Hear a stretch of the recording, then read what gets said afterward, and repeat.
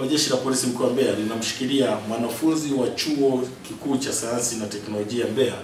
yani MUST au Mbeya University of Science and Technology, ambaye ni wa mwaka wa kwanza, anaitwa Emilian Joseph Duzu mwenye umri wa miaka 21. Huyu anashikiliwa kwa tuhuma za mauaji ya mwanafunzi mwenzie wa chuo hicho wa mwaka wa 3 ambaye anaitwa Gerald Philbert Saidi mwenye umri wa miaka 22. Ni kwamba Juni 14, 2025 majira ya saa 11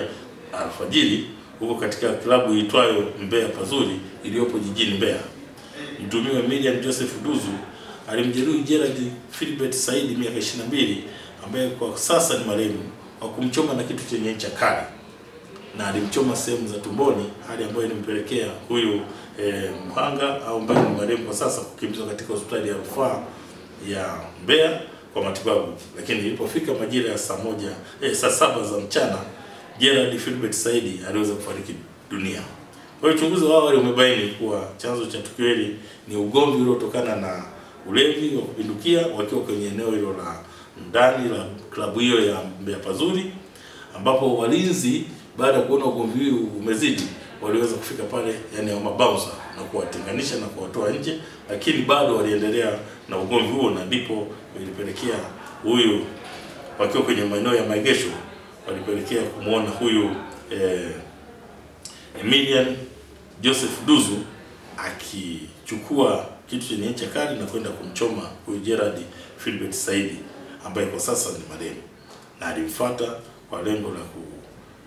of course huyu Gerald Philbert Saidi ambaye sasa baada ya kuamuliwa aliendelea kumfuata huyu mtumiwa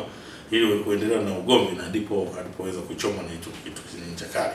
Kwa hiyo Jeshi la Polisi mkoa wa Mbeya linatoa wito kwa baadhi ya wananchi wanaojihusisha na vitendo vya uhalifu kama hivi ambavyo nimetaja, vya kutengeneza silaha kinyume na utaratibu,